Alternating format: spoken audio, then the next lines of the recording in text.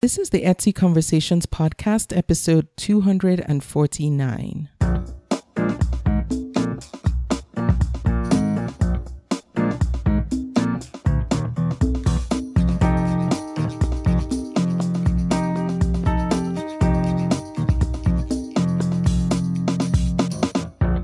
Thank you for joining me for another episode of the podcast. I'm your host, Ijama, and welcome to this new episode. My guest this week is Hilary Pfeifer, and she runs the Etsy shop Bunny with a Toolbelt. Hilary, thank you so much for being my guest, and welcome to the podcast.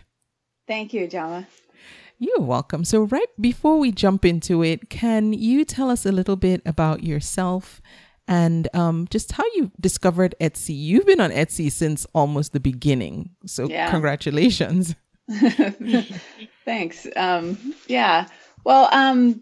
Basically, I've been making my living since the very late 80s. I was about, 20 around then. And I kind of always had the bent of making things and selling them since I was a little kid anyway.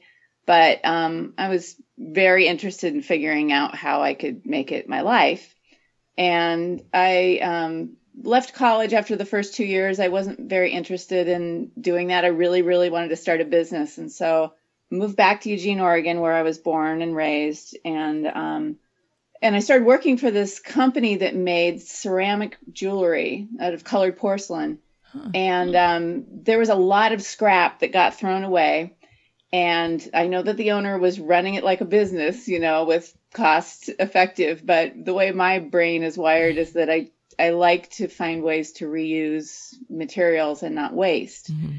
So I just started taking it home, even though I had no kiln and very little ceramic experience, except for like really little kid kind of ceramic experience. So anyway, I just started taking it home because I knew that you could dry it out and reconstitute it. And so then I started taking night classes at University of Oregon in ceramics and started my own business making beads out of the porcelain and stringing them into strands that sort of acted like prayer beads. Oh, yeah. And then pocket stones, and they had a word in them.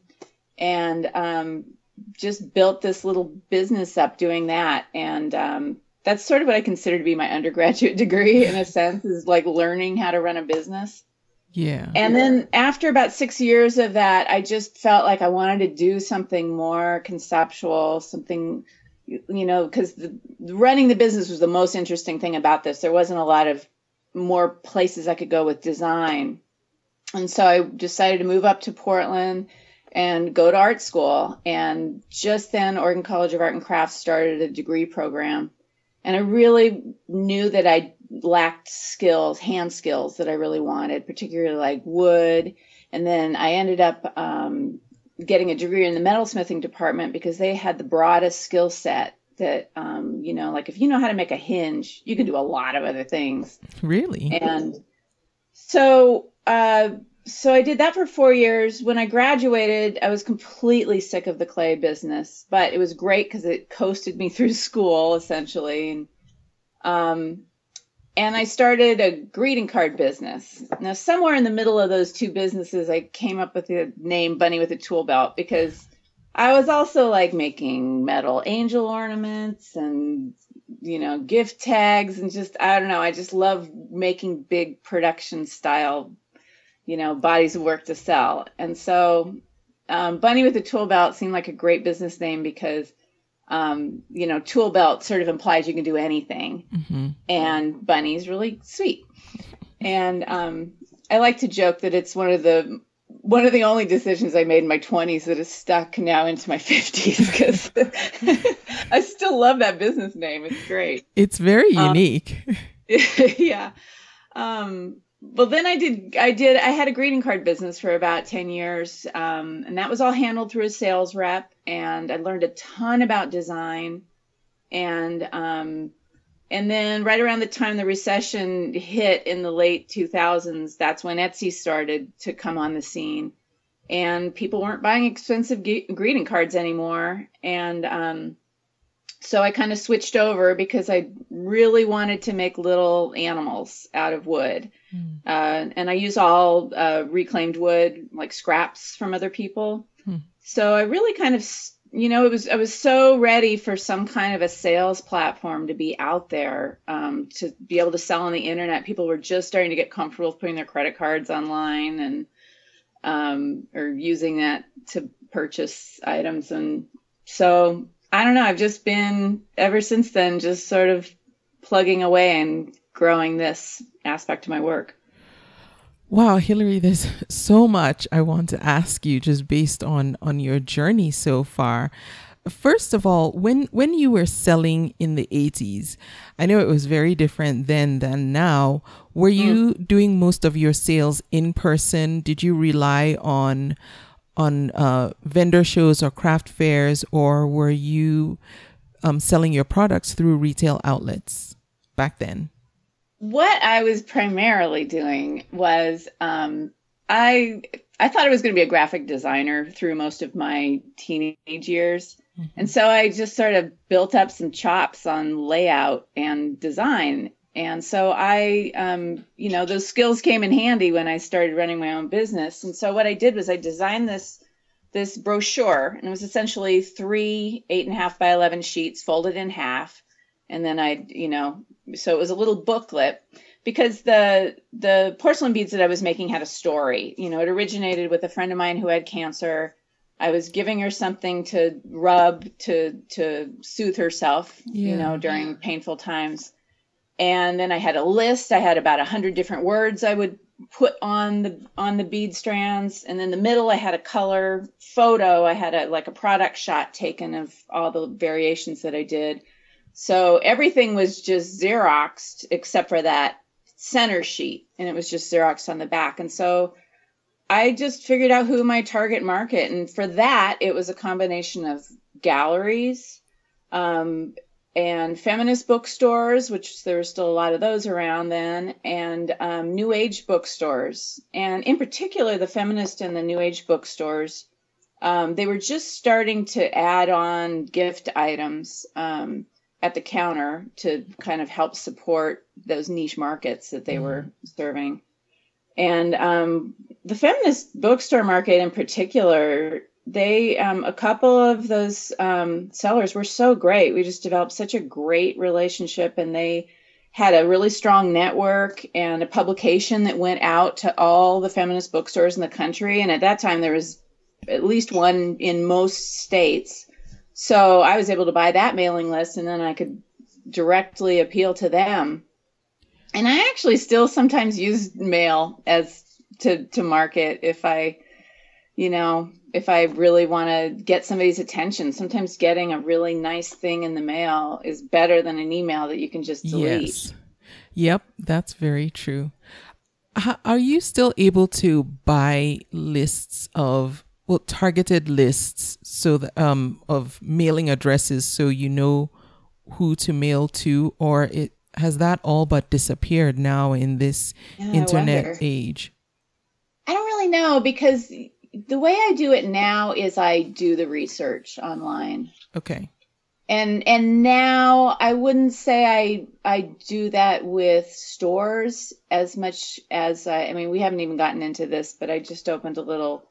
I'm renting a little window space near my house on a business street that I can show off all my stuff in my Etsy shop. So it's like, it's sort of a new territory. And so I'm promoting that as sort of to the media, not to sell. I'm not looking to sell outside of Etsy anymore, but I'm looking to get new customers who can come look at the work for free in this little, I call it the window of wonders. Yeah. So I use that direct mail tactic to get reporters interested, essentially. Okay, I see. Now, speaking of having been, and I do want to come back to what you're doing in the retail space, because I think that's very unique and different. But now you've been on Etsy since 2007, which is a long time. So you've seen the changes that have gone on through Etsy, which we've talked about on the podcast quite a bit. Mm-hmm. But what I want to ask you specifically is, what keeps you on the platform? I know a lot of times because of the changes, some people have a hard time adjusting to the changes, or they don't appreciate the changes that Etsy makes, which can be unsettling, no doubt about that. But you've stayed the course. What is it about selling on Etsy that keeps you loyal to that platform? Well, initially when they started up, I had just spent like a month trying to set up my own shopping cart on my own website.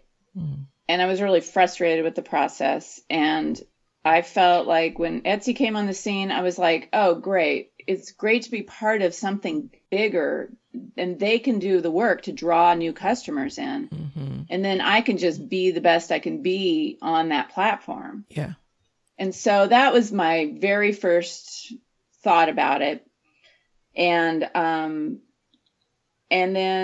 had some pretty early success there, I think in part because it used to be formatted differently. So, and I think because the audience was smaller, I felt like their homepage sort of drew you in. There was always a featured artist, and the blog I always just, was looking at that homepage all the time to see. I guess the treasuries too changed it up, But anyway, I pitched an article for the blog because I was making wedding cake toppers, but I also am an ordained minister through Universal Life Church, and I pretty much only do that for friends. Okay. I'm not interested in making that a business or anything, but I thought, oh, I've got this great story. I officiated a wedding and made the wedding cake toppers, and they liked it. And so that helped me get noticed by a lot of people. And then they made me a featured seller after that. So between those two things, I think I got years of business just by people bookmarking my site. Yeah. And then it just dropped off after a while. And, now I notice that the biggest shift I've seen with Etsy is it used to be more focused on just one-of-a-kind handmade pieces. Mm-hmm. And now, of course, they've also expanded into vintage and supplies. Yes. And that's fine. I'm fine with that diversity. Everything is moving more towards trends now. Yeah. But I still feel like there's a place for me there because I still, I think the trends that I look at personally are more like, German traditions from, people who still care about these little German animals that I had when I was a kid. You can make your own little forest or something. And so I don't know, it doesn't make any sense for me to look at marketing trends, but I still think that since they pay so much attention to SEO and, being found on Google, that it still benefits me. Okay. To be part of that. And it's harder to draw, if you're just a lone entity out there, it's really hard to get traffic. Yeah. And that's the battle a lot of e-commerce sellers face is when trying to make a decision whether to stay on the platform or leave altogether is the traffic factor. You can't deny the traffic that you get from there, but that does make sense. So, and then also, if I could just add one teeny little thing to that too, is that I'm so lucky. I've had so many of my customers actually write a review, and so I'd be losing all that too. Yes, actually, that's true. Interestingly enough, there was a company that I remember coming across, must have been maybe about 4 or 5 years ago, that they had a product that moved your reviews from any e-commerce site that you were on, whether it was eBay or Amazon or Etsy, over to your e-commerce website so that people could see that you had previously had or currently had or have a successful selling record somewhere else, so that if someone just lands on your website, you don't just look like you're somewhere in the middle of nowhere and set this up and they don't know who you are. They can actually see that you have a history selling somewhere else and you're real and you've been providing good service to them. And I don't remember the name of the company, and I don't know if they're even still in business. It seemed like a good idea to me, but I don't know if they actually executed it correctly. So if there's any tech wizard out there listening and you're stuck for a project to work on, that's probably something that would be beneficial for people looking to set up their e-commerce website, but, don't want to do it in a vacuum, so they don't look like they're just fresh off the boat. Yeah. I actually, now that I have this little brick and mortar spot, I listed it as a place on Google, and that pulls in Etsy's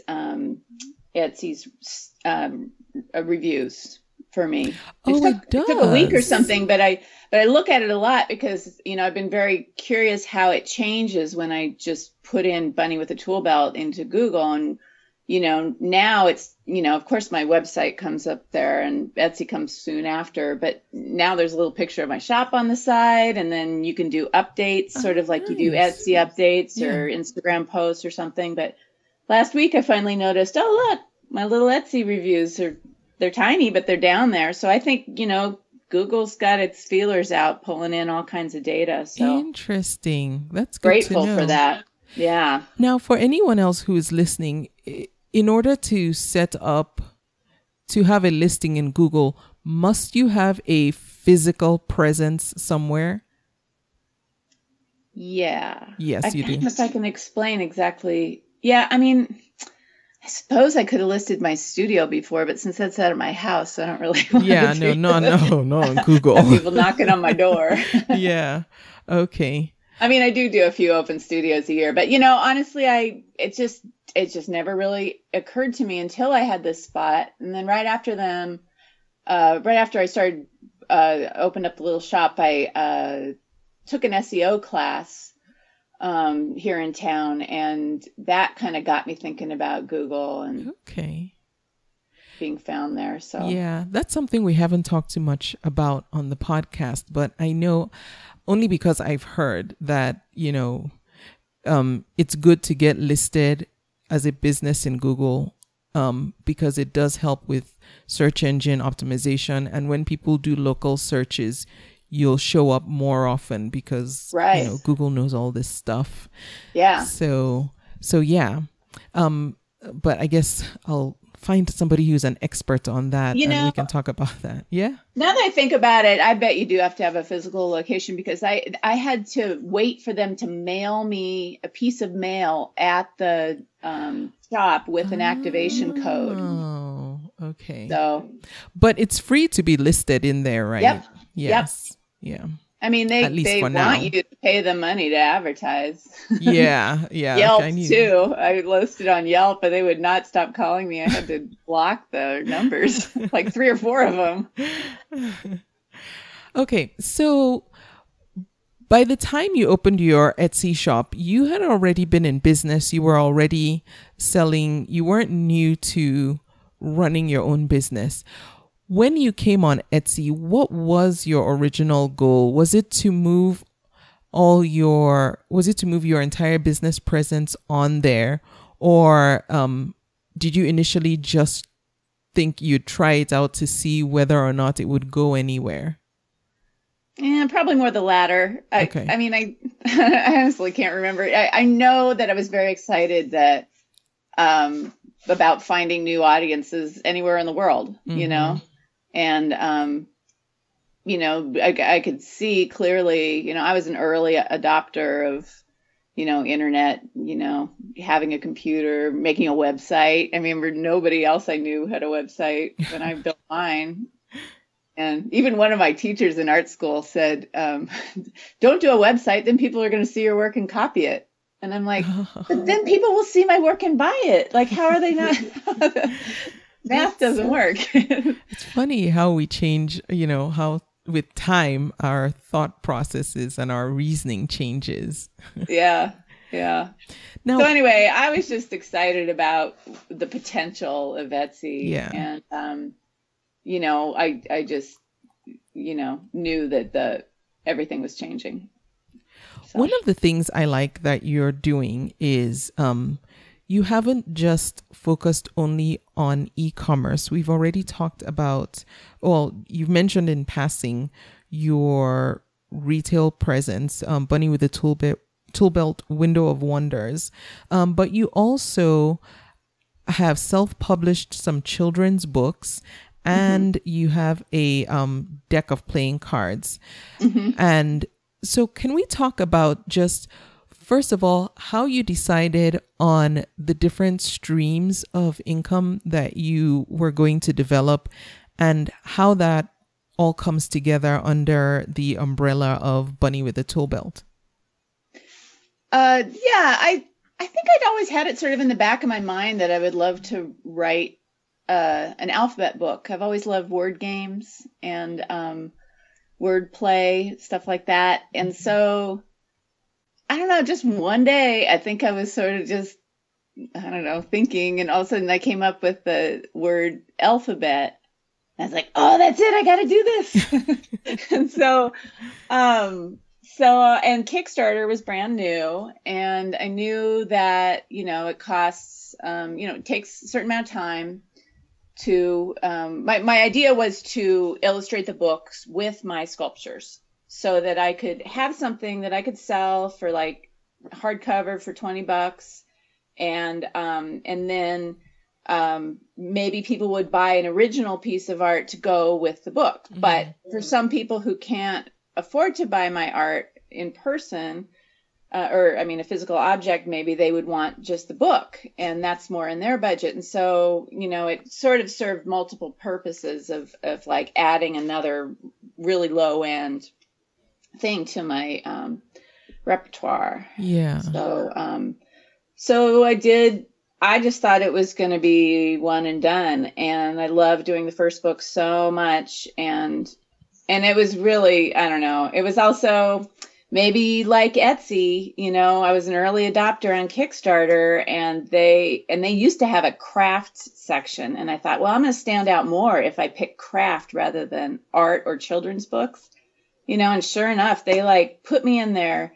Every week they put a newsletter out where they featured 3 projects, and woo, I was just like funded in an hour. It was great. Wow. Except it was so early that people weren't trained yet that they could keep pledging over, like it could go double the amount you asked. Oh, right. Yeah. Now people know a little bit more, but anyway, it was so lucky to get that, and then, and I just had such a good experience with the whole book process. Then I thought, well, I'm going to do alphabet about dogs. And then, I could just keep going. I mean, I've got at least 10 other titles in my head that I'd like to do. That just, I've done a bird one and I've done a cat one. And then last year I wrote one about foxes, but that's more of it's about foxes and recycling. It's not an alphabet book. And then one year I decided to do a playing card deck. I also used Kickstarter to fund that. And, I've gotten new audiences from doing Kickstarter. I sort of also think of it as advertising. Now, for anyone who's listening and doesn't understand what Kickstarter is or why you would use that platform, can you explain why you went that route? Yeah, it was sort of a new, God, I hope I'm right about this, but my memory is that it was somewhat new to ask for money for a project using, the internet, or at least they developed it the best first.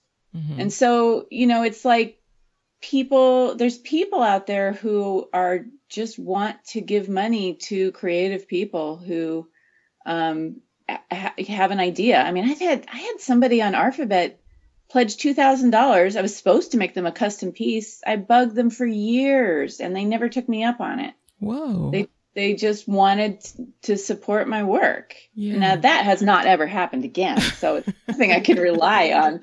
But I also think of it as, my rewards. So it's set up so that you set a goal of what you need. And for me, usually what I set is my cost of publishing, the cost to have it professionally photographed, and give me a month in the studio where I don't have to do anything else and, can cover my bills.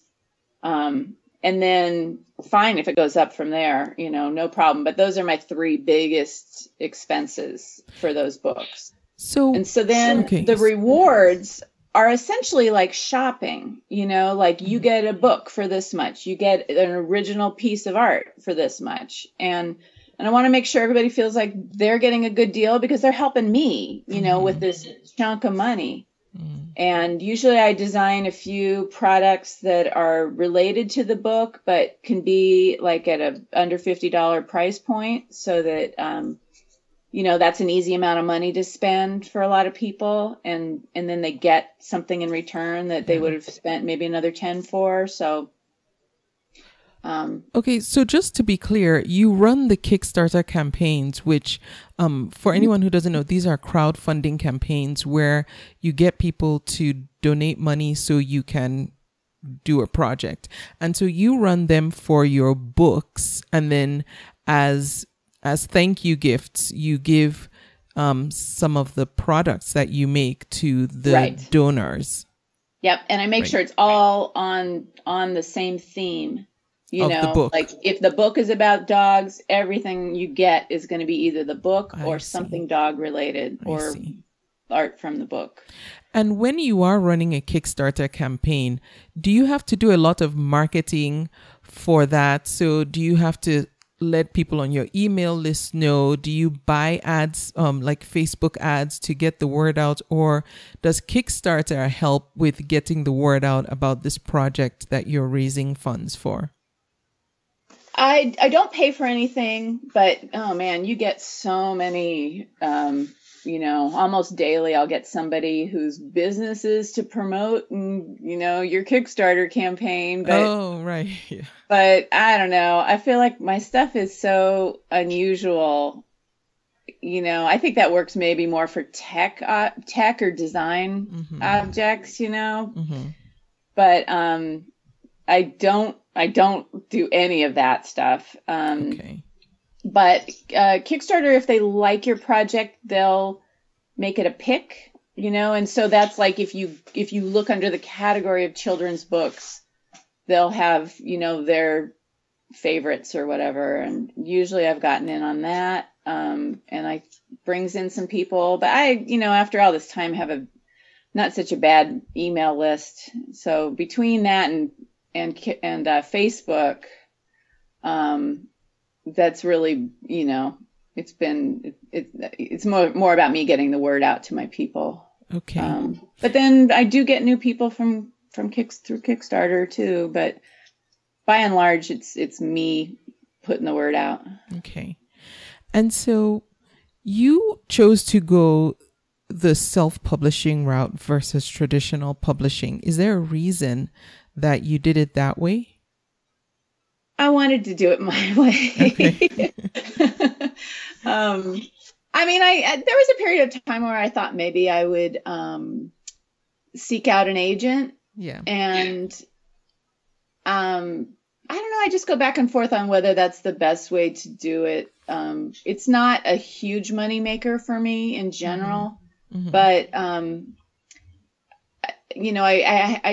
used to do some local craft fairs in the winter season, and now that I have the shop, I'm going to try not doing that because that would be great. But it did, I just sort of think of it as brings in, probably another couple $100 when I do those shows. So that's worth it. If self-publishing, if writing the books is doing the book publishing what you meant what you were referring to when you said it's not a huge money maker for you? Yeah. Okay. So what's the incentive for doing the books? I like it. Oh, okay. That's always... It does bring in, it brings in good passive income. That, you know what? That was another incentive, is that, everything I sell, I have to make. But now I have the books and the playing cards, I can just put it in the mail. Okay, I see. I do have to store it, but right. And then when, like with the playing cards, once you sell out, do you make another batch, or you have a limited run? Yeah, so I used this company, United States Playing Card Company. They're the ones who make the bicycle decks. Oh, yeah. And so they will print for anybody who submits design. And, there's I think I paid about $2.50 to $3 per deck, something like that. And you have to buy 2,500. Whoa. So, yeah, but then almost half of those, I think, went to Kickstarter backers. Oh, okay. And then, then for the past however many years it's been, 5-6 years, I sell them here and there. Okay. And and they're really high quality. And then in addition to the decks, I think I bought a few extra boxes too, because if they have an overrun, because they gang you up with other printing, so they offer to sell you for a cheaper price, whatever the overrun is. And so I bought all those too. And then they say, you can buy what's called an uncut sheet, which is like, first they print them front to back on this big poster size thing. And then some machine cuts them into the cards and puts them in the boxes. So you can buy for, I don't know, $5 each or something, the uncut sheets. And some hardcore playing card collectors, they want those. And so I think I bought about 100 of those. So I just have some, that as another passive income source. So with the uncut sheets, does that mean the cards will never get played? They just get framed? It's like a poster. Oh, wow. It's cool. It's really cool because the quality is so high on what needs to be a card. And they've got a little bit of perforation, but you can flip it front to back, and all the backs are on one side and all the fronts are on the other side. I know. I'm looking at yours now. I thought maybe you sold them uncut just so that, people have the joy of, breaking them apart. But no, it's. I wonder if anybody's done that. It would be a lot more expensive way to get a card deck. Yeah. Now let's talk about being in a retail space. So what was your thought process what was the thought process going into selling in a physical location, and how has that affected your business? Because now you have to consider paying for rent and the overhead that comes with having a retail space. Has it been worth it? Does it pay for itself? And before I ask my next question, I'll let you answer those. Okay. So I'll just start by saying it's still relatively new. Okay. I think I'm in my 3rd month now of this. Okay. So I, as I mentioned before, live a block and a half away from one of Portland's small little neighborhoods that was set up with streets and streets, blocks and blocks of business storefronts. And I did a lot of volunteering. It's also identified as an arts neighborhood. And I've owned my house for 16 years now, and I've done lots and lots of volunteering in the neighborhood. So the group that works as the business association has a little incubator space in their office. Mm-hmm. And there's a gallery down the street that got their start there. And they were there for maybe 3 years and then moved up to a bigger location where they could more easily do retail without you having to go through the office first, And then I was thinking about getting it, and somebody else swooped in first. And then when he left, they remembered that I was interested. And so I grabbed it as quick as I could. And what it is it's an old storefront building. And so it has like a window that you can look in from the front, from the sidewalk, and then it sort of angles as it goes into the door so people could stand over there too. And I had this thought, it'd be great to use it as a showroom essentially. And try to train people like to enjoy, like people walk by and they can just look at it for free. I've got, over the years, I've got lots of characters in the books that I still have. And I've got all these little animals that make this little forest scene in the front. And there's people who walk by every day and look at it and just enjoy it. And then a certain percentage of those people see that I sell through Etsy. And so right now, I just decided when I started, I said, okay, my goal, since I'm kind of new at having anything as a retail that I'm running, I'm just going to have a goal this year of trying to get my Etsy site, like at Christmas season, like fall and Christmas, I definitely make enough money. I know I'd cover it, but I was like, okay, I'm going to try now during the slow months to just cover the rent and then, try to build up my business chops and, eventually make it more profitable. But I'm going to set a small goal now of breaking even with this. Yeah. And it's been way better than that. I've definitely made profit every month so far, which is yay. Yeah. But then I also came up with this idea to kind of guarantee that I pay the rent, which is that every month on the 16th of the month, I have a Sweet 16 sale. And the first month I just found 16 things that I'd had around for a while. And then I offer them at $25. And right now my rent is $400. And so I just make enough to cover the rent. And it's essentially like selling wholesale, which I've done in the past anyway. And every month I do a different set of 16 things. And then people feel like they're getting a great deal. And I feel like I'm just selling something at wholesale, which isn't that unusual, but I get to pick, which is great. And it drives a lot of new interest. So your Sweet 16 sale happens one day a month on the 16th of the month? Well, what I do is I have a special section on my Etsy site called Sweet 16. Okay. And on the 16th, I let all those things go live at 9 a.m. my time, Pacific time. And then until they sell out, they're there. And so far, I haven't sold out yet every month, but sometimes people end up buying other stuff. They come for the Sweet 16, they leave with something else. Oh, I see. So now how do you promote your Sweet 16 sale? Is it mainly just previous customers that are aware of it, or do you get the word out to your mailing list?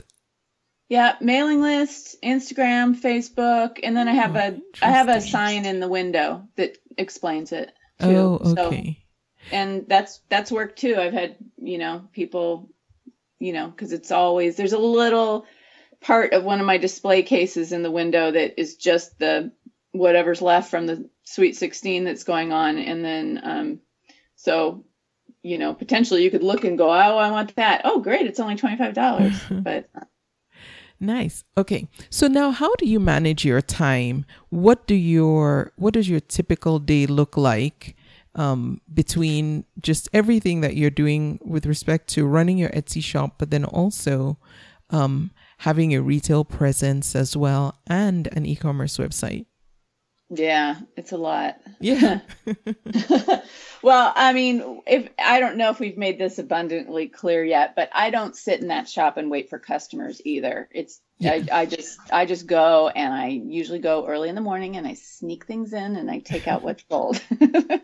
And then there's times when I do, like last weekend was the big annual street fair for the street. So I got a booth right out front and showed people the window and kind of used it as advertising. And that was fun.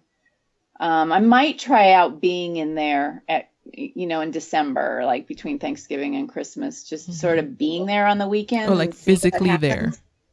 Yeah. Okay. But I'm not sure yet because I'm typically really busy shipping stuff during that time of year. So it just, going to play that by ear. But my day, I usually wake up early and kind of look at emails, do the crossword puzzle. I like to go walk my dog. I can walk to a UPS store that's about a mile away from my house with my dog, they let me walk in and they let me drop off prepaid UPS or USPS packages, which is awesome because then I feel like I'm doing two things at once, like walking him and shipping. So that usually happens in the morning. And I don't know, it fluctuates somewhat what my day looks like, but I'm a huge list maker. And one of my kitchen cabinets is just this, it's like the big picture of what my year is, what my goals are for the year. And then like when it gets into the second half of the year, I usually have a clipboard that has everything separated into weeks. And then I sort of set my goals of, okay, this week I gotta do all my nativity sets, you know, and that keeps me on track so that I'm really ready when the holidays kick in and it gets really busy. Okay. And one of the things that you mentioned, and we talked briefly about it before starting the recording, was that right now you spend most of your Etsy time during, or rather your shop gets busier during the second half of the year on Etsy. So during the first half of the year, what are you primarily focusing on? Well, I sort of have have a whole other body of work that I do. Last 5 years, I've gotten really lucky with getting some big public projects. And so I've done some designs in stainless steel that are permanent outdoor pieces. And so that, you know, usually if I have one or two projects in a year, that sort of pushes towards the beginning half. And so that's great. That coasts me through. And they also pay a lot better. And so it gives me time to like focus on business. You know, during that slow time of year, I also kind of really look at my website and my, you know, now with the new shop, I've been listening to podcasts like yours, and I'm going to take a business class this fall through the community college here and just sort of really try to just re-up my business chops. And so I don't know. I'm pretty good at filling my time. Now, also, before we move on from that, speaking of upping your business chops, one of the things, because you've had, you know, a number of years experience running your own business, you have a resource specifically for artists. Yep.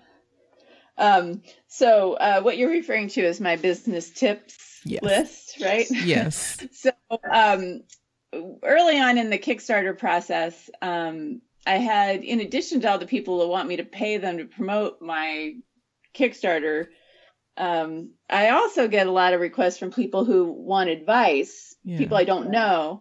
And so I decided that, I'm just going to write up this little, I mean, it's sort of a business book. It's only 30 pages long, but I just made it into this PDF, and it was just a $5, you know, reward, so that I could just easily say, here's my business tips, and then not take up a lot of my time. But the other day, when I was anticipating talking to you, I decided that I'd put it up on my website, and anybody can look at them if they want. And it's information that I don't mind sharing. I like to help people, and then you can read that. Oh, nice. Thank you. So if you go to my website, buddingwithatoolbelt.com, and scroll all the way down till you see just a picture of a artichoke. It's like a what do they call those? Easter egg down there. Yeah. And I'll have a link to buddingwithatoolbelt.com so you can check that out, and then check out this completely free resource that Hilary is offering, just based on her own experience, which is always good to hear from someone who's actually done it and isn't just theorizing. So thank you for sharing that. Yeah. One of the things I want to talk about, which I find really nice in your Etsy shop, is your product photography. Do you do it all yourself? And did you take special classes to learn how to do in fact, just over the last couple of weeks, I just learned that there is a thing called craft product photography, specifically for sellers of craft products, to learn how to take pictures. Did you know about this? Well, I mean, back before digital cameras, I definitely took a lot of classes, but Yeah. I'm not very good with non-digital, like once the iPhone came in, I was like, hallelujah. But I definitely look at what others do a lot, and Etsy's got that great section on their seller's handbook that talks about it as well. But I set up a little photo area in my basement, and it's super simple. It's just like, I got a stand-up desk from somebody for free, and I put behind it just a white, a bend. Backdrop? What is it? It's like a piece of formica or something, but it's white. So I make it fades up so there's no background. And then I've got just some clamp lamps with lights, one on the top and two on the side. And then I went to the fabric store and bought fabric that would sort of, it's not professional photography fabric. It's some kind of like inner lining for making jackets or something. It's white, and it just filters the light. And so I just always have that set up so that I can just quickly shoot things. Like if I tend to make work in big batches, so I just take it down there and shoot them all. And now, when you say it filters the light, do you hang the fabric over the lights that you use? Yeah. Oh, it's not your backdrop. It's open on the front end, and then the back is my background, my white background, and then the top and the two sides are this piece of fabric that's like it's like an opaque kind of white. Yeah. So it takes away that harshness of the light bulb. Yes. Oh, okay. So then you don't have to rely on waiting for good sunlight outside. Oh yeah, I used to do that. I know, I do. But finally it's like, I got to make this a thing. Okay. And there are times when I pay to have professional shot, like on my books, I do that. Okay. And and then sometimes if I have products that I really want to, get some bigger legs, I pay to have somebody photograph those for me. Like if I want to get publicity for it, let's just say. Okay. Rather than just an Etsy listing. But if something's just going on my Etsy site, I think iPhone is perfectly fine. Now, how long does it take you from the time you get an idea for a new product to create it, list it, and have it ready for sale? Well, let's see.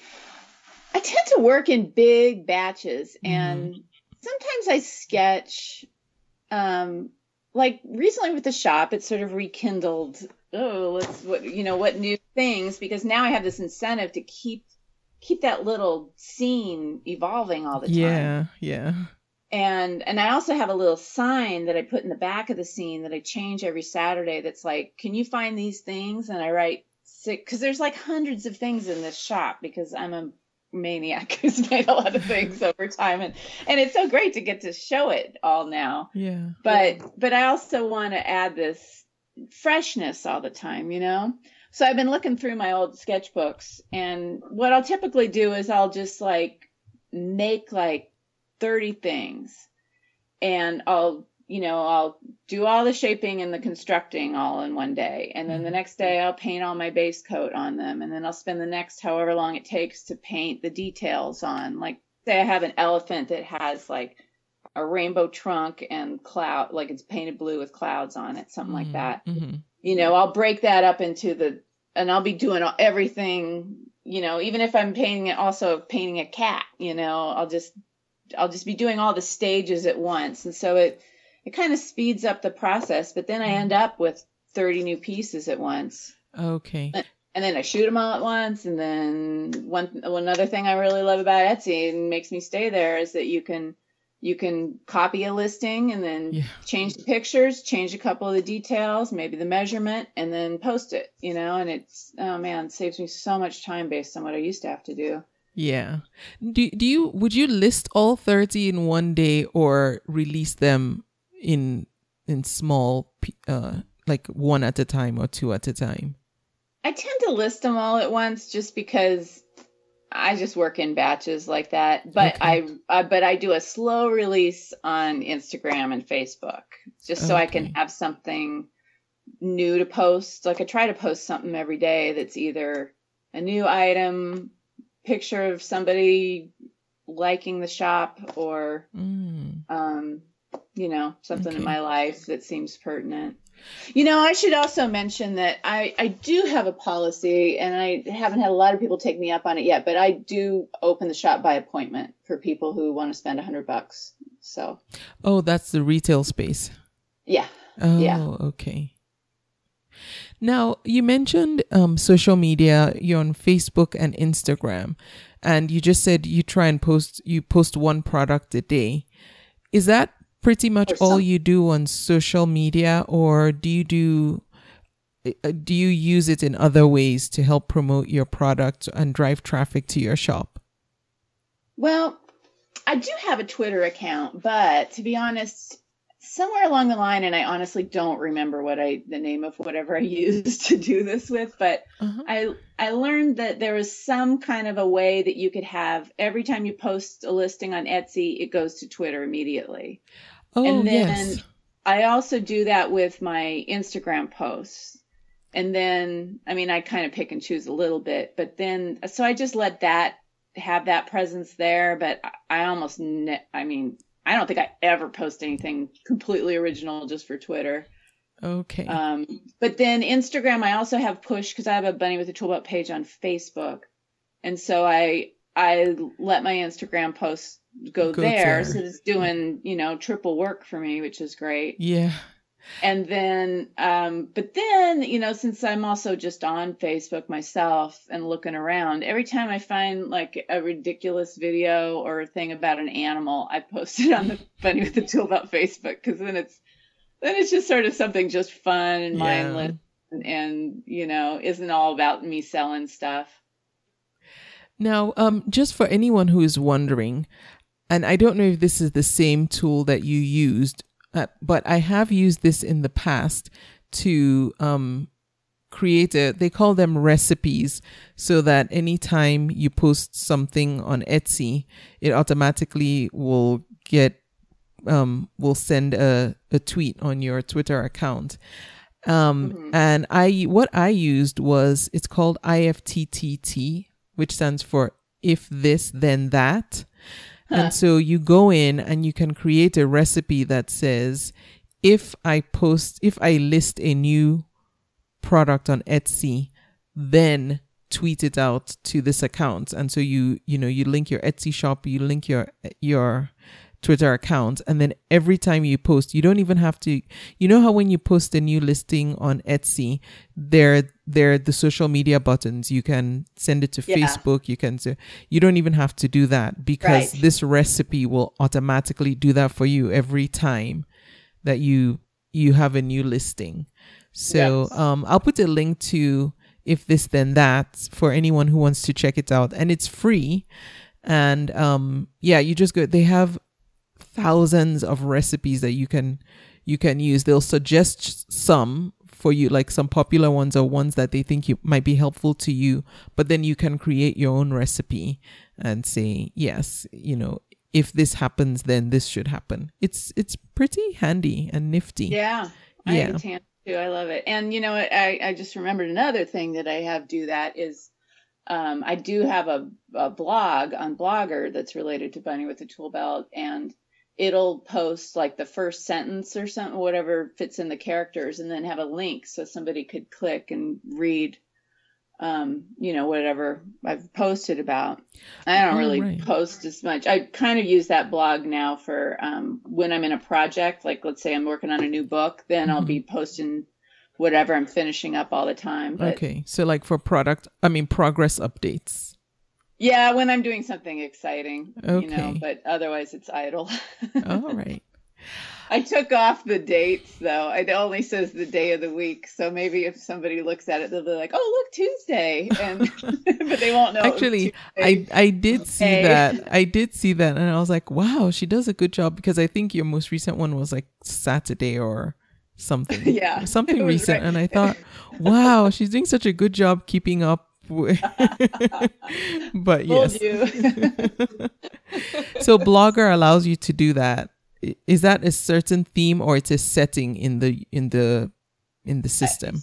Yeah, I'm sure it's a setting. Okay. It's been years since I did that, but I was so thrilled when I found it. It's yes. Like, All right. So what, Hilary, would you say are some of the things that you think that you've done that have just helped you find success in what you're doing? And I say what you're doing because you're not just limited to Etsy. You're really outside the Etsy box, but Etsy is one of those tools.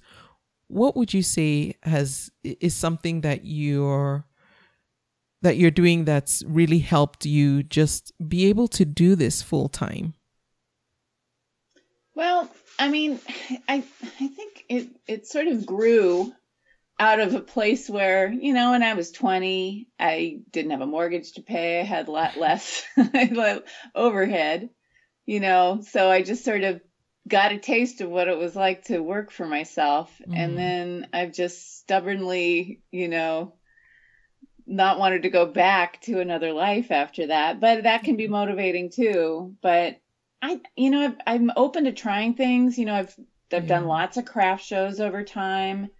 And, I kind of move away from them and then move back in, but they bring new audiences and conversations and business connections. So, I won't say I'll never go back to it again. Sort of seeing where the store takes me now, the retail space. But I don't know. I think just being open to trying things and especially, like I haven't tried too many things that are really expensive. So, there are ways and, there's so much information out there on the internet about, people sharing their experience, and it's great. You can learn from a lot of people without having to reinvent the wheel. Yeah. So I guess I would honestly just say just being willing to try, fail, try something else. Yes. Has really been great. And talking to, just as I've matured, I've been able to have better conversations with people, because once you've actually had the experience of trying something, it's not just this, abstract concept of what it's like to do a craft show. Or, I remember when I was in art school during my last year there, they had this, in quotes, business class. And, I was really excited that the school even had something like that. But at that point, I'd already been making my living for 9 years, I think. Mm-hmm. And so it was really interesting to see what this teacher whose experience was really teaching. It wasn't selling and making a living. And so it was really funny to kind of hear how they were abstracting, like, okay, now we have an expert on craft shows, and now we have an expert on, being an apprentice or different things. Yeah. And it's just it's hard when you don't know what you're in for. It's just so much better, for me at least, to just do it and then be like, okay, this worked. I got this out of it. I mean, none of my failures have ever not taught me something. Mm-hmm. And I so agree with you, because when you said being open to just trying things, the first thought that came into my mind was this podcast. I've been doing it now for 6 years. And when I first started, I had actually only just discovered podcasts about 4 or 5 months before. And nobody really was listening to podcasts that much back then. And I thought, well, I want to do one. I want to start one. I, of course, went to YouTube trying to figure out how to do it. And, I started 2 other ones before this one, not with anything to do with Etsy, but just other things I was interested in, and lost interest quickly. But I feel like you're so right in that you have to be open to trying things that you might not have tried and be willing to fail before you figure out what works and what works well for you. Because it wasn't until I started, this was my third podcast, and, I had already, done two that, I wouldn't say they failed. I lost interest, and I, really didn't know what I was doing. And then this one came, and in the beginning, I still didn't know what I was doing, but I was like, I like these conversations. I can keep going. And then you just figure out what works and what doesn't. And I think that can be translated into running our creative businesses as well. Just be ready and open and willing to fail in order to be successful eventually. Yeah. I think too that it's just good in life, I mean, I remember when I was starting out, and I don't even remember about failure per se, but I remember going over this big making a phone call to somebody to follow up on a lead, or like if I had mailed them something. And I would just, I don't want to do this, I'm too nervous. And then I just said, you know what? If I do it now, I'll be done with it in 10 minutes, and then it sort of trained me to like set myself up for potential failure. Yes. And then you get used to that. And then the more that you don't fail, it just builds your skill sets, Yeah. One of the things I tell, people who've asked, where, when they're like, well, how do you get your guests? And I said, well, in the beginning, I would just cold email Etsy sellers, through the Convo process. And, I got so used to rejection because, like I said, podcasts weren't popular then. Nobody knew who I was. And here I am, like this spammer saying, hey, do you want to come on my show? And, you have to tell me all your secrets. Yeah, exactly. Tell me what you're doing on Etsy. And it was, some people might have thought that was creepy because I got so much rejection. Like, no, block, don't message me again. I'm like, no, I'm not creepy. I'm doing something here. I promise you, it's above board. But, had I not gone through that, I don't know if I would even enjoy it as much, because even just all the no's and the rejection helped me appreciate so much the people who said yes. Because when I would get a yes, I would almost be like, wait, what? You do? Yeah. You want to talk? Okay. God, I don't know what I would do without podcasts. They really get me through the day sometimes. Yeah, I'm glad that they're getting more popular now. Yeah, me too. Because I listen to them all the time as well. You're like the Mark Maron of Etsy podcasting. Oh, what? Well, thank you. That's an honor. Maybe you'll interview Martha Stewart someday, like he interviewed Obama. I know. I saw that in his garage too. Yeah. I laughed so much. I was like, man, that is so grassroots. But then they had the whole Secret Service there as well. Yeah, that's right. Oh my God. That was too funny. One was crazy.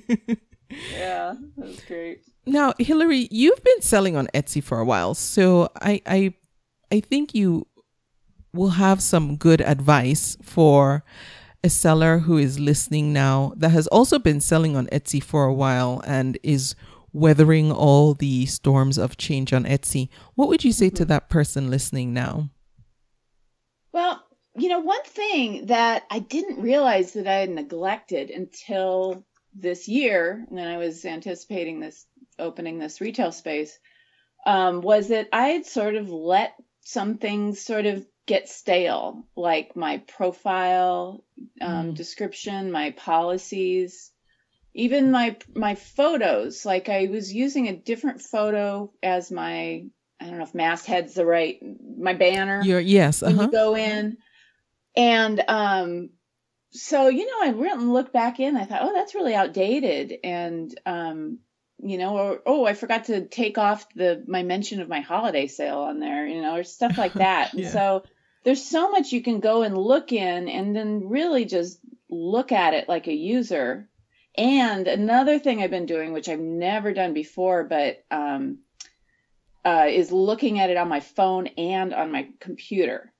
Huh. Because like for me personally, I'm of a generation that I don't like to shop on my phone, but that's not the trends now. No. And so I want it to look good in both places, you know, Yeah. and read well. And then another thing I've just recently kind of, since they've put 10 picture options rather than 5, I've been really focusing on trying to use all of those. And then somewhere along the line, it could have been your podcast or could have been something else I read, I can't remember, but somebody suggested to me, like, they don't have to all be pictures of that unicorn.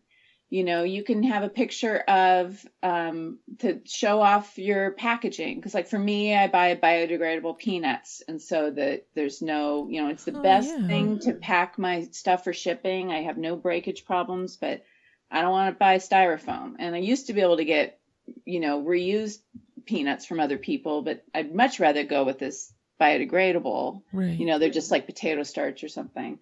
So why not show that off, you know, because people love to know that there's an eco-friendly aspect. So true. I mean, besides the fact that I reuse, you know, use old wood, but, and then I have another picture that's of the inside of my shop. And I'm just like, you know, that's where I sort of mention that I have a caption that says made from, you know, over 75% reclaimed wood. And then I have this sticker I made that goes on the outside of every package, and it says something like, "Hooray, you got a package from Bunny with a tool belt. Open it, open it." And so I have a picture of that on there. So you sort of like, oh, this is going to look cute, you know?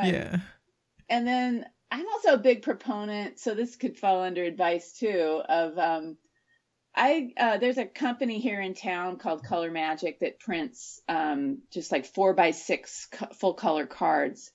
And I have those made up for different things. Like every time I have a Kickstarter, I make, you know, a couple hundred, and then I can pass them out to people. And I have some that go in all my packages. And one of them is just sort of like a condensed version of my website. So it sort of shows you like, hey, look, you bought this unicorn. Well, I also make playing cards, and I also do books, and I also have done some public art, and I've also, you know, like sign up for my email list. I have contests sometimes, you know, just sort of a friendly way to sort of give a bigger picture. And then I have another card that's like a picture of me and like a short 2-paragraph, sort of like a mini resume, and then have a couple products on the back that I make. And then that card is really great because it doesn't have any website on it. So then, you know, I can throw it in when I sell through another party, and they don't feel like I'm trying to take away their business. It just serves as a biography. So, and then now I've got one for the window. So, you know, just trying to kind of have something you can hand to somebody whenever you need it. But I put them in my packages too.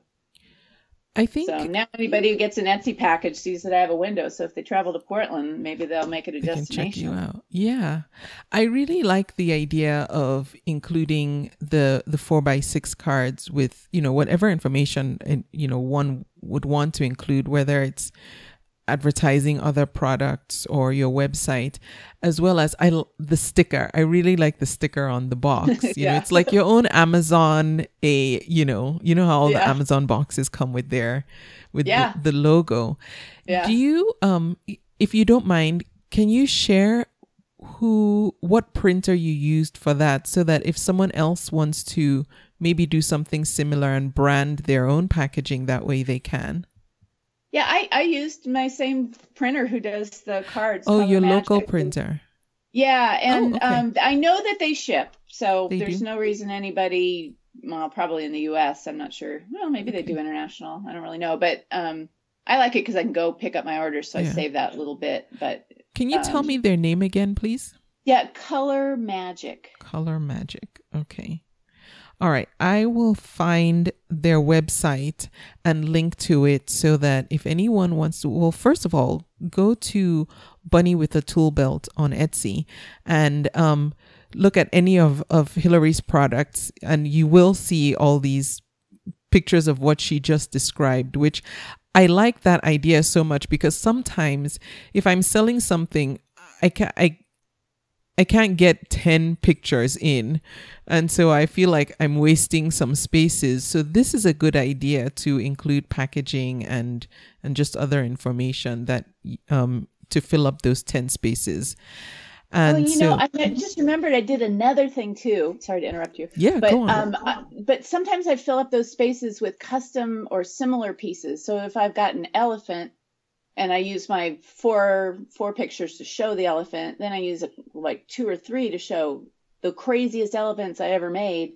And then in the description, I'm like, also pictured are some other things. If you want a custom thing, let me know. Have you ever had anyone get confused that might be part of what they're buying? No, I'm always worried about it though. Yeah. Yeah. Okay, so I will link to that. Are there any other resources that you use in running your business that you found particularly helpful? Well, I've also been kind of like, I took this SEO class locally recently, and so then that's kind of gotten me into, like, I listened to your podcast with the guy from, what's it called? Etsy Rank, Anthony Wolf? Yeah, Etsy Rank. Yeah. That was a really good one. And I started looking into his site. And then and Etsy Jam I listened to. I think they've got some good information. And, and I've kind of tried out their platform too. I think that SEO, like, I don't want to go too deep down that rabbit hole in general, but I think it's really given me some good ideas that I hadn't, that it's really helped with a lot of my listings that were, I have so many things on my Etsy shop. It's really easy to sort of, to not realize that, like the other day I was looking into why my Santas weren't higher on their ranking. And I realized, for some reason, all my materials were down all my tags were down in the materials. Down? So, you had them in the wrong place. Well, they transferred to the wrong place because I think I duplicated that listing and something weird happened. So that made me realize, I really got to go in with a fine-tooth comb. And so I think that's one benefit to the SEO thing, is it's a good starting point, you know, for kind of just seeing how you can improve the way you talk about what you do. Yes, SEO is hugely important, and unfortunately, as sellers, we can't ignore it. Yeah. And so anything that anyone can do to educate themselves, I would say, before you even subscribe to any tool, first of all, understand what it is. Yeah. Then that way, using a tool will be more efficient and more effective, because then you understand what your goals are and what you're aiming for, what you're trying to do before you start using tools to help you do that. And I don't think I've said that before, but I just realized that sometimes people might not really understand the whole goal of SEO. So first, understanding what SEO is, which for anyone who doesn't know, stands for search engine optimization. And it's basically a way to make your listings show up when they should show up at, in good positions in search. So you want them to show up in higher in the rankings in search. And so you need to understand how to do that. And there are ways to do that. And then once you understand how, then there are tools to help you do that. So once you get through the how and the why, then start investigating the tools to help you with the how. Yeah. Yeah. And I think too, I take a little bit of that ranking, with a grain of salt, just because, my items aren't going to fit into some of the more on trend categories ever. Yeah. But that doesn't mean I don't have an audience. And it doesn't mean that I don't have people that don't search for the kind of things I sell. But I think that, and also it's very current, like whatever the SEO is, it's about what's happening now. Now, right. So if I'm trying to figure out why my Christmas stuff doesn't have a higher ranking, it's because it's August right now, Yes. Yes. So I'm just planning on just kind of using it for a month and then checking back in maybe around Halloween to see how my Halloween things rank, and then checking in again around Christmas to test those things out. And I don't want it to be a monthly expense because I think it's way too much of my time I waste on that kind of activity. And thank you, Hilary, for mentioning that. I'll tell you a couple of things that you said. One was your products, you don't consider them like trendy per se, but you have an audience who is shopping for them. And I just want to point that out. I was having a conversation via email with another seller who's in a similar situation where the products that they're selling are not exactly trending, like trendy if you were to look at Etsy's what's trending. However, there is an audience for those products. There are buyers for that product who are, I would refer to them as evergreen customers. So these are people who shop, who are specifically looking for those products, and they might not have searched for it today, yesterday, or within the last month that you see what's trending, but or I shouldn't say that. They might have, but maybe not have shown up in the numbers that would make them count in Etsy's what's trending now data, but they're there and they're shopping, and they will find you because they're looking for what you're selling. And so for sellers who might feel discouraged that you don't see your products show up in the trending searches or what have you, don't be discouraged, because if there's a market for your products, they will find you. You just have to cater to them and not try and cater to what's trending, because my products are never trending, but people buy them still. So that's okay. Yeah. And that's where I think that these two companies that we've mentioned before or websites are really helpful, is that you can figure out what keywords help sell your product, or what are people searching for when they're trying to look for what you're selling. And that is so good to know. Yes. And think about as a retailer. Yes. Fantastic. Now, I didn't ask you this beforehand, so if you don't have one, don't worry. But do you have an Etsy shop shout out? This would be another seller or an Etsy shop that you particularly like, or somebody in the Etsy community that has just been helpful to you along the way, and you just want to say thank you. Oh, yeah, absolutely. Oh, great. I would shout out my cousin, Tripper Dungan. Oh, yeah. TripperDungan. He's a painter. He does some pretty out there stuff, but he's awesome. He's so creative and good, and he's like a brother to me. I love knowing somebody who we can, kind of be, even though what we're doing is different, has different audiences, we often share a craft booth together, and nice. His daughter's my goddaughter, and it's all good. So great. Go look at his site. is his Etsy shop Tripper Dungan? Yeah. Oh, fantastic. I will link to that in the show notes for this episode. So good to know. Now, Hilary, what's the best way people can reach you if they want to get in touch?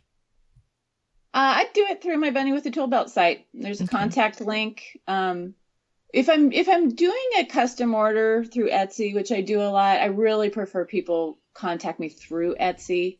Okay. And my website really leads people back that direction, just because it's really hard for me to keep track of all the details if it's in multiple spots. Okay. And with Etsy, usually what I do is I do a custom listing after working out details. So if it's something in particular about a purchase, that's the best way. But there's a contact link on my site too. Okay. Hilary, there are so many other things I wanted to talk with you about. So I want to invite you back, because one of the things that you've done is you've gotten some really good media coverage, which I know is like, for some people, the great, what's that word? The Holy Grail, getting in print magazines. And so I would love to have you back again to talk about just how we can get featured in publications and do things in a unique way. I know you're in the process of, you want to take more classes and learn more about running a business. So I feel like you're going to come back with even more knowledge. So can we do this again sometime in the near future? I have a lot to say about that. So okay, very anytime. Good. Thank you so much. And again, to check out Hilary's shop, it's Bunny with the Toolbelt on Etsy, and her website is bunnywiththetoolbelt.com. I will link to both in the show notes for this episode so you can check them out. She also has a blog, which I will link to as well. If you want to hop over there right now and take a look at it, it's bunnywiththetoolbelt.blogspot.com, but I will also link to that too. Hilary, thank you so much for spending almost an hour and a half talking with me. We need a part 2. It was really fun to talk with you. Really fun. Thank you. I enjoyed this. And you've been in my head forever. Oh, I'm glad that we were able to do this then. Yeah. And now we have a second one coming up. Cool. Cool. And I thank you for listening to the podcast. I will be back next time.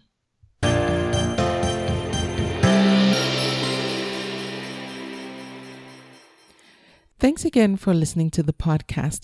If you would like to support the Etsy Conversations podcast, I have set up a way for you to do that. If you go to convome.com/support, or if you just go to convome.com, there's a tab called Support the Podcast.